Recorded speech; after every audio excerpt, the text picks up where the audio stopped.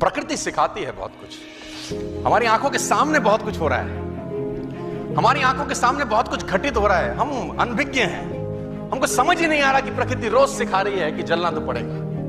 और देखो कहानी इसकी, ये बर्ड किंगडम का राजा है, ईगल।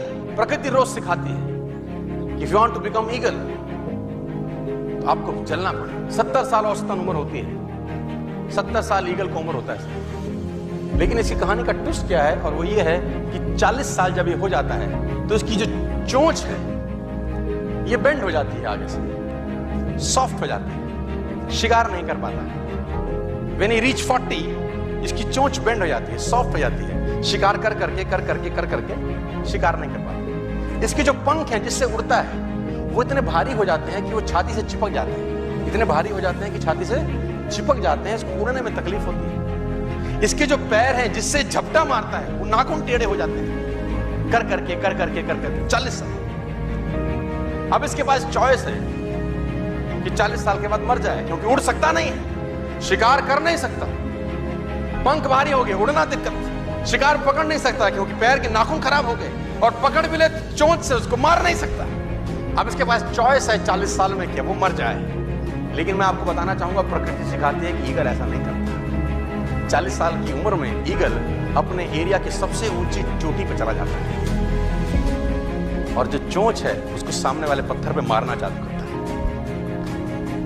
जब चोंच पत्थर पे मारी जाती है तो पीड़ा होती है, और वो पीड़ा सहता है, मार मार के पत्थर पे मार के खून निकलता है, लहूलुहान हो जाता है, दर्द से मर रहा होता है, लेकिन मारता रहता है और चोंच को तोड़ देता है।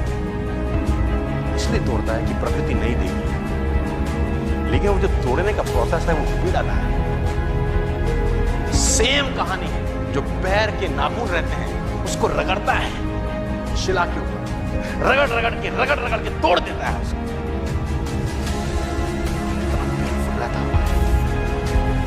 लेकिन हर ईगल की जिंदगी में ऐसा दिन आता है 40 साल, जैसे ही चोंच निकलती है कहानियां खत्म नहीं होती, नई चोंच आती है, फिर वो उस चोंच से अपने परों को तोड़ता है, अपने जिस्म से अपने ही पर उखाड़ता है, क्योंकि वो पर उसके उड़ने के लायक नहीं है।